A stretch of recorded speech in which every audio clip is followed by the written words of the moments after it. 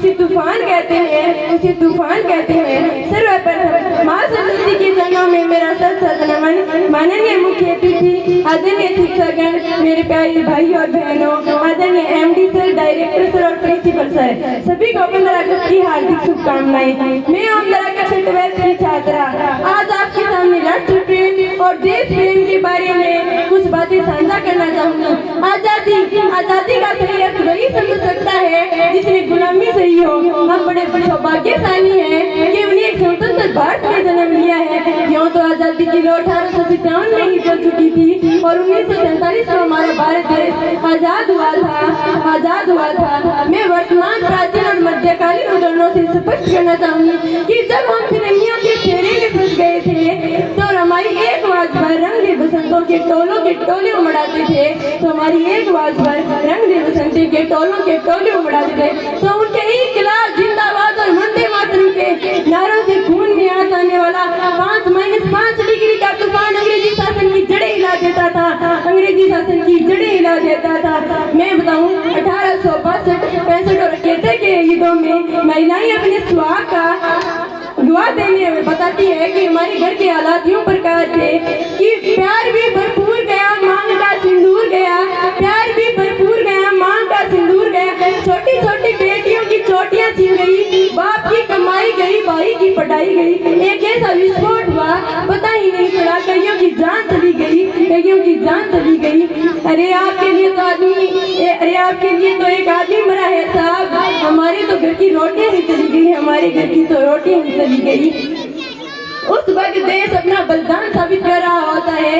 उस वक्त देश बलिदान मांगता था, देश मर जाने को कहता था, मिट जाने को कहता था। आज देश बलिदान नहीं मांगता है, न तो मर जाने को कहता है, न मिट जाने को कहता है। मैं उसी सच्चा देशभक्त मानती हूँ जो अपना काम पूरी लगन, पूरी ईमानदारी और पूरी निष्ठा से करे, वही सच्चा देशभक्त है, वही सच्चा देश। मैं नहीं मानती कि फेसबुक, इंस्टाग्राम और व्हाट्सएप के डीपी के 3 रंगों में रंगना ही देशभक्ति है। तो आप कहेंगे कि मात्र 2 बार तिरंगा हाथ में लेना क्या वो देशभक्ति है? नहीं, वो भी देशभक्ति नहीं है। कि मैं आपसे कहना चाहूंगी कि फुटपाथ पर रहने वाला बच्चा और ट्रैफिक में नंगे पांव जब झंडे बेच रहा होता है तो आप क्या उसे देशभक्ति कहेंगे? नहीं, ये उसकी देशभक्ति नहीं है, ये उसके पेट की शक्ति है जो उसे ऐसा करने पर मजबूर करती है, जो उसे ऐसा करने पर मजबूर करती है। ना वो मस्जिद को जानता है, ना वो देशभक्ति को जानता है, वो सिर्फ पेट के भोजन के निवाले को जानता है, वो सिर्फ पेट के भोजन के निवाले को जानता है। हर देशद्रोही के जीवन में आने वाला तूफान है देशभक्ति, ताकि हर देशद्रोही समझ सके कि आखिर तू परिंदा है तो ये आसमान तेरा है, आखिर तू परिंदा है तो शमशान तेरा है। भाईचारे से रहना है तो रह इस धरती पर, वरना कब्र भी तेरी और कब्रिस्तान भी तेरा है, वरना कब्र भी तेरी और कब्रिस्तान भी तेरा है। यही मैं बताऊं आपको महिला सुरक्षा के बारे में। तो आज भी फायदान पर आते हैं कि हमारे समाज में तब सक्षम होगा कि नारी की पूजा नहीं, नारी की इज्जत की जाएगी, नारी की पूजा नहीं, नारी की इज्जत की जाएगी। हम एक ऐसे समाज में जीते हैं जहां पत्थर की मूर्तियों को लगता है 56 भोग और भूखे तड़पते रोते सो जाते हैं लोग, भूखे तड़पते रोते सो जाते हैं लोग। यही सच्ची देशभक्ति है, यही सच्चा राष्ट्र प्रेम है कि ना सरकार मेरी है कि ना रोग मेरा है, बस इतनी सी बात का गुरूर है मुझे कि मैं भारत की और ये भारत मेरा है, कि मैं भारत की और ये भारत मेरा है।